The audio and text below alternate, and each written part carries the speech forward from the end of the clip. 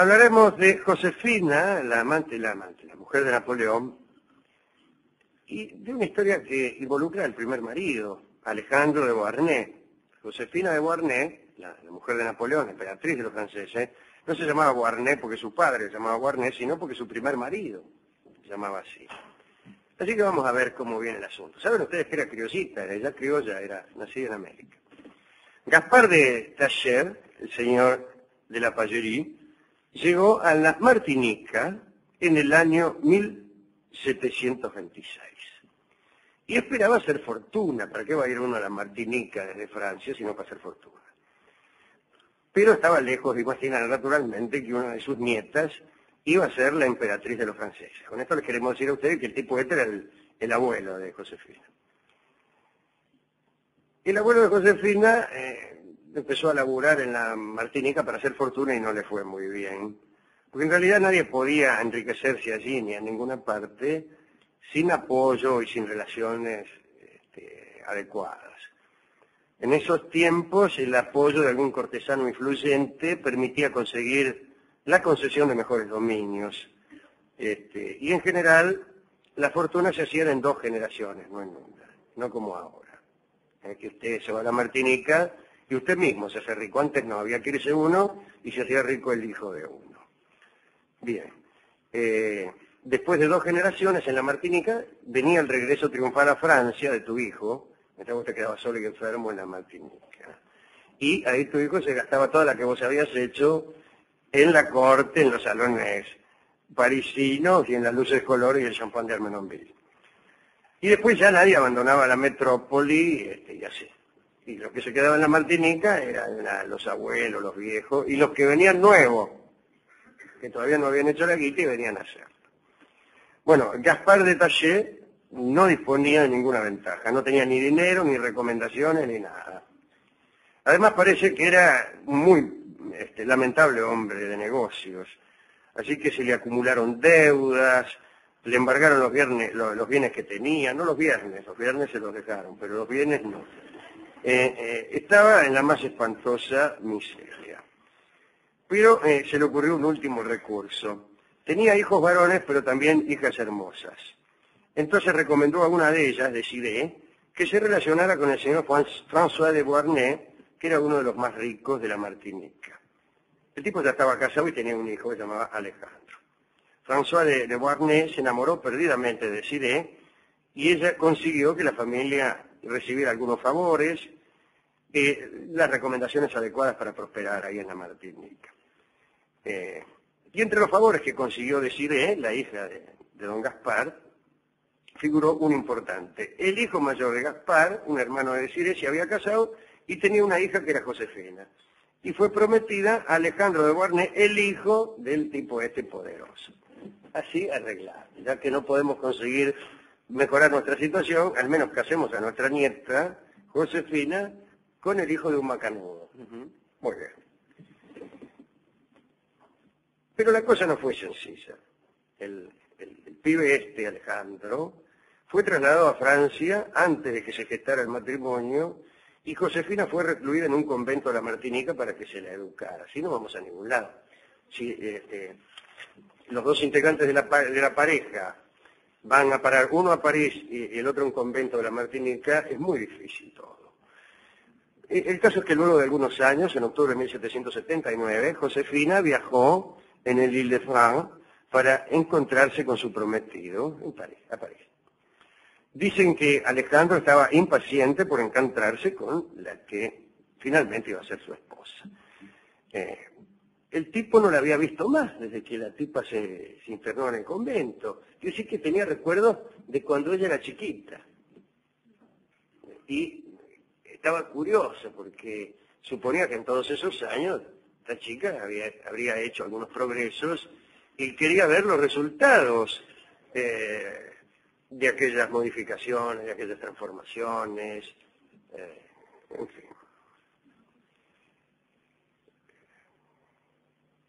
Y la esperaba, hasta que llegó. Ya era una muchacha de 16 años, cuando la vio quedó encantado porque Josefina efectivamente era hermosa. Y se casaron. Pero aquella unión estuvo llena de distancia y de malentendido. Alejandro había entrado al ejército y se la pasaba viajando. Que vamos a esta batalla, que vamos a... ¿Sabe cómo es el ejército? Especialmente el ejército francés. Uno tiene que ir a las batallas a todas partes. No es vida esta. Apenas unos meses después del casorio, él marchó a Brest para unirse a unas tropas. Y Josefina lo abrumó con 1000 reproches. Lo acusaba de olvidarla, se quejaba de la brevedad de las cartas de Alejandro, y el tipo le suplicaba que aceptara compartir con él los sacrificios que implicaba su carrera. Le decía que su afán de gloria era para tener más mérito ante los ojos de la que amaba. Eso está bien. ¿Sabés para qué voy a la batalla de Brest? Para tener más mérito ante los ojos de la que amo, que vienes a ser tú. Nada, decía la otra, y se peleaba, atorrante, degenerado. Bueno, durante alguna de las presencias de Alejandro, Josefina quedó embarazada. Sus hijos con Alejandro fueron Eugenio y Hortensia. En uno de tantos viajes sucedió algo que terminó por separarlos. Alejandro decidió viajar a las Antillas para visitar su tierra natal y Josefina se quedó en París y ni siquiera fue a despedirlo. En el puerto de Brest, Alejandro conoció a una mena, Laure de Girardin, que también era criolla y que volvía a la Martinica. Y imagínense, viajaron juntos. Viaje desde Francia a la Martinica. Laure se enamoró de Alejandro y dice el cronista que pocas mujeres podían resistirse a Alejandro porque era el mejor bailarín de París. Nadie tangueaba como Alejandro Beauharnais. Además, la seducía la idea de andar con un Beauharnais, que era una de las familias más importantes del reino. El caso es que tan enamorada estaba esta chica, esta Laurita, que planeó la ruptura del matrimonio de Alejandro. Preparó una conspiración contra Josefina. Se encargó de hacerle conocer a Alejandro un rumor acerca del pasado de su esposa en las Antillas. Le dijo que Josefina había perdido su virginidad muy niña y muy entusiasta. Con un tal Bertrix, oficial del regimiento de la Martinica, y con su sucesor, el sucesor de Bertrix, Monsieur Dereux. Josefina había sido vista con sus amantes, aún estando prometida a otro, poco antes de partir para Francia. Recuérdese que durante muchos años el Beauharnais estaba en Francia y la Josefina en la Martinica. Bueno, cuando Alejandro se enteró, explotó de ira, ¡ay, eso no puede ser! Qué sé yo. Y no se preguntó por un instante en qué fundamento real se basaban para esa acusación, que es lo que hubiera hecho uno. Así dice que mi mujer andaba con dos, y ¿en qué fundamento real te basás para esta acusación? Tenés que preguntar vos a la otra. Y en el fundamento real que, en el sentido que, qué sé yo, bueno. El caso es que en 5 minutos se hizo amante de Girardin, mitad para vengarse. ¿Entendés? La tipa le dijo, tu mujer andaba con dos. Muy bien, ese tipo, hagámonos amantes. Días después, desde las Antillas, le escribió Beauharnais una carta a su esposa, una carta insultante. Le ordenaba que a su regreso abandonara la casa de París. Dice, cuando yo vaya, tomátela. Además, la carta decía, tened la bondad de iros al convento en cuanto recibáis mis notas. Es mi última palabra y nada en el mundo podrá hacerme cambiar de decisión. Le dijo. Escribió, mejor dicho, no le dijo. Le escribió, pero con esa voz. La familia de Josefina se escandalizó y le pidieron que moderara sus pretensiones. Alejandro no escuchó consejos y cuando volvió a Francia, Josefina, repudiada por adulterio, se fue a un convento. Bueno, por otra parte, Alejandro continuó viendo a Laurita, pero el asunto no duró mucho, al poco tiempo dejó de verla. Josefina decidió luchar desde el convento. Estaba en el convento, ahí yo voy a luchar, dijo. Allí vivían varias mujeres influyentes que que se recluían en conventos solamente cuando sus maridos marchaban a las guerras, ya hemos dicho algo de esto. Y se puso en contacto, aún desde el convento, Josefina, con un magistrado de Châtelet y amenazó a Alejandro con un juicio público por sus mentiras. Le mandó una nota y dice, son mentiras y te voy a hacer un juicio, te voy a hacer. Y él temió que aquel juicio prosperara, cosa que armaría un escándalo, porque en realidad el testigo que él tenía era su propio amante. Así que mirá vos. ¿Quién se lo dijo a usted que Josefina andaba con dos? Y esta chica ¿qué es suya? Y nada, ¿cómo que nada? Y esta, saltaba todo. Entonces prefirió el arrepentimiento y dijo ante las autoridades que lo perdonaran, que la distancia favorece los celos y todas esas cosas. Y Josefina salió del convento, pero ya no vivió junto a su esposo. Hubo una separación legal, Josefina recibió una renta anual importante, y con esa renta empezó a visitar salones, se relacionó con la aristocracia de París, tanto es así que entre sus amigos estaba el propio Luis XVI, el Reinaldo, el rey. ¿Qué haces? ¿Cómo te va, tu majestad? Bien. Pero vio cómo son las cosas, la tipa se hizo amigo del rey, se viene justo a la Revolución Francesa. Sí. Mal rey para hacerse amigo. Un día sintió decir, che, se desató la Revolución Francesa. ¡Oh! No me puedo hacer amiga de un rey que ya, dice, se viene la Revolución Francesa. Y en París, Josefina se enteró de que Alejandro de Beauharnais, de quien vivía separada, como se ha dicho, se había unido a una minoría de nobles, el Partido de los Nobles, pero a un partido de nobles liberales que querían unas reformas, que son los tipos que peor la pasan en las revoluciones, ¿no? Ella osciló entre la nobleza moderada y los grupos más radicalizados, pero cuando llegaron los tiempos de Robespierre, tuvo miedo. Su pasado junto a Alejandro, que era un noble, la condenaba. En 1793, la Convención adoptó la Ley de los Sospechosos, que ordenaba el arresto de las personas consideradas peligrosas, ¿no es cierto? Partidarios de la tiranía, antiguos nobles, nobles que no se habían adherido tan firmemente a la revolución, tibios, emigrados, parientes de emigrados, y los tipos que le caían mal a Robespierre. En 1794, en marzo, se ordenó el arresto de Alejandro Beauharnais.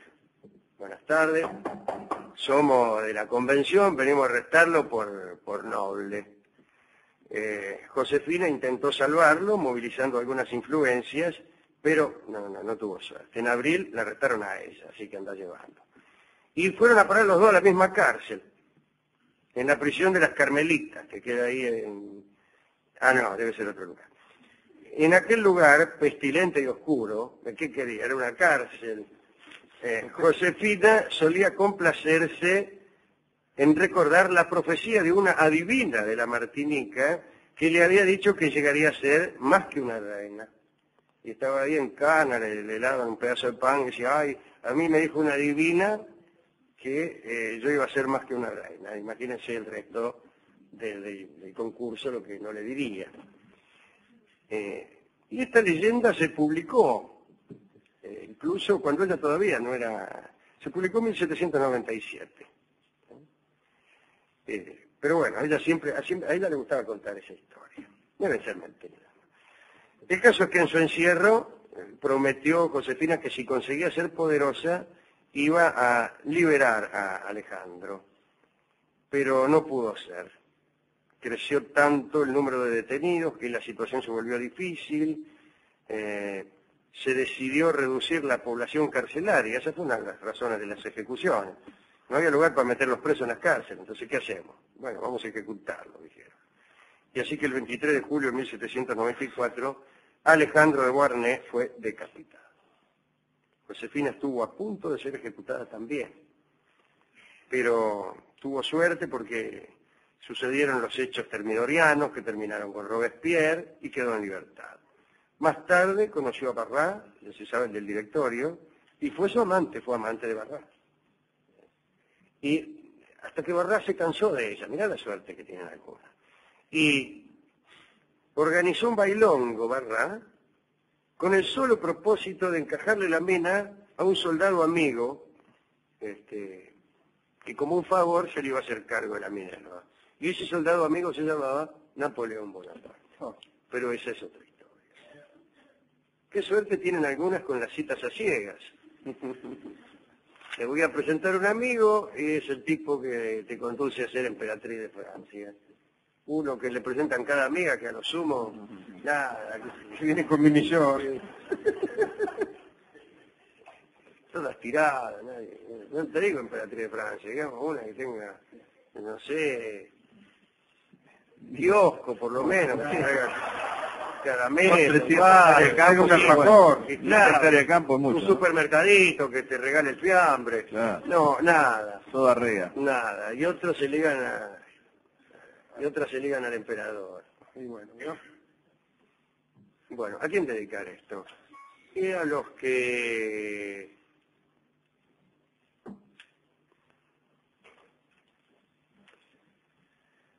soportan esta cosa terrible que es el amor. Al buen gesto de Josefina, ¿no, Alejandro? Digo, eso de que haber sido repudiada, acusada sin motivo, despreciada, Sí, después el tipo era un decir, gil. en cuanto pueda lo salvo. Acá la nosotros tiempo era un gil para distancia. Sí, ¿Y qué viene? Que la distancia, fenómeno, pero cuanto más distancia me parece que más nobleza. Ay, dice, me pareció, y te pareció bien, por ahí andaba con otro, bueno, ¿y qué hay? ¿Qué querés? ¿Te vas a la Martinica? ¿Yo qué voy a estar haciendo acá? Claro, claro. O te vas a París, yo me quedo en la Martinica, en el convento, hablando con la monja. No, salí, efectivamente. ¿Por qué no me llevaste? Claro. Aguantátela si salió con otro, qué venís. Y te sé, que vos te vas a París y la mina se tiene que dar en la mano. ¿Qué es esto? ¿El amor le llaman a esto? El tipo se va 10 años y la mina esperando que venga el día.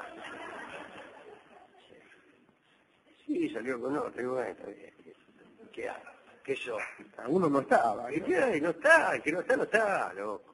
Y si está y salió con otro, igual.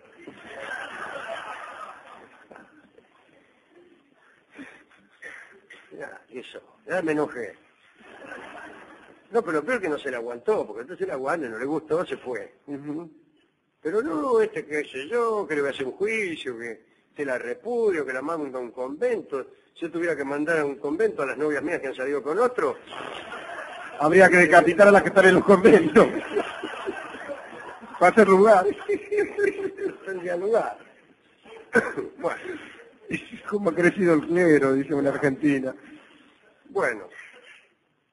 Así que a Josefina, ¿no? Y a verdad que hacía favores a sus amigos. Dice, mira, estoy un poco aburrido de esta dama, pero... Sí. Te la empresto, dice. Sí, yo he sido... ¿Usted recibe así damas en sucesión? ¿O usted mismo ha sido entregado?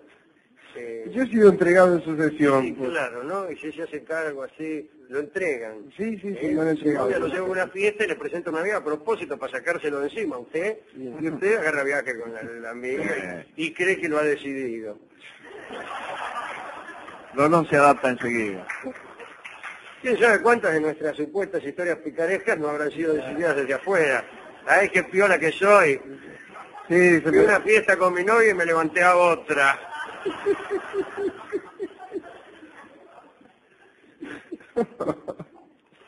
Bueno, hemos ido a la discoteca a buscar discos sobre Josefina Guarné, sobre Alejandro Guarné, sobre los celos, sobre los mares, sobre las distancias, y no encontramos ningún disco.